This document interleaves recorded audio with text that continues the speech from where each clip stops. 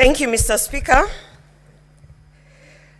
First of all, I want to say that this is not about a relationship. It's not about a friendship that has deteriorated. I have been hearing people say, if it's about a relationship, if it's about a marriage that has broken, why don't they go back and make peace and come together? No, Mr. Speaker.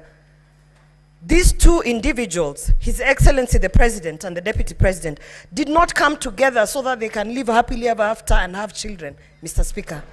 They came together so that they could deliver development to the people of Kenya, Mr. Speaker.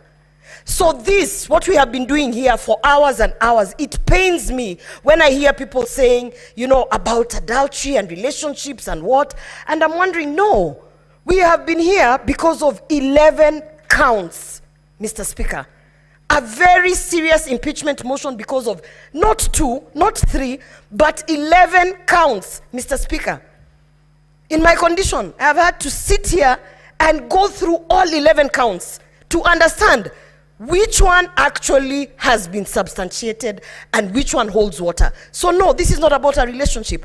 And we should not expect that because they came together, they should now go and sit somewhere and make peace.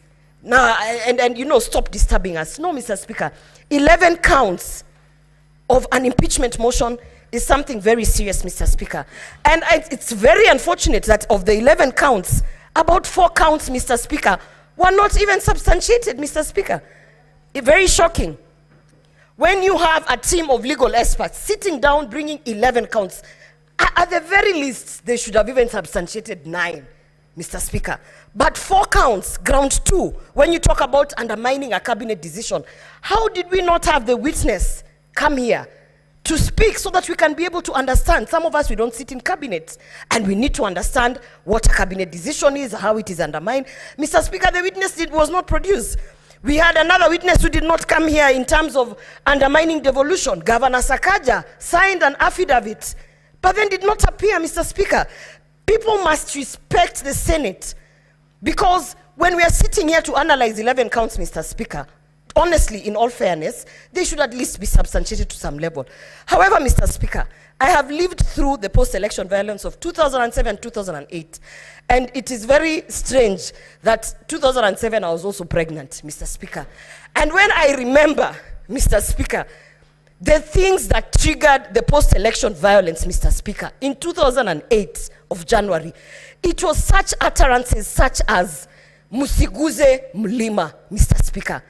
They started as a joke, and before you knew it, matatus were being stopped and people were being asked, get off the matatu and showcase your IDs, and arms and limbs were being chopped off, Mr. Speaker.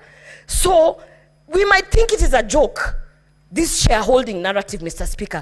But having lived through that post-election violence, and I remember very well, Mr. Speaker, that I even had to choose the people who are operating, you know, on me in 2008, because I was afraid, you know, as Kisses, we love everyone.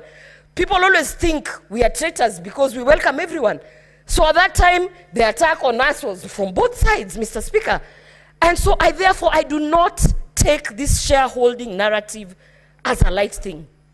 I do not take this MSIGUZE MLIMA as a light thing, Mr. Speaker, because I have been affected directly. And on that count, Mr. Speaker, I definitely have seen that it has been substantiated. We have seen the evidence, and we have even seen repeated utterances of causing divisiveness in this country, Mr. Speaker. And I want to say today, Mr. Speaker, this country is not about one person. It is not about William Ruto. It is not about Rigathi Gachagua. This country is about the 50 million Kenyans who have to live in peace and under the national unity, Mr. Speaker. And for that reason, Mr. Speaker, I want to say that on that shareholding narrative, I hold my ground, and I will definitely vote that he should be impeached. Senator Kavindo.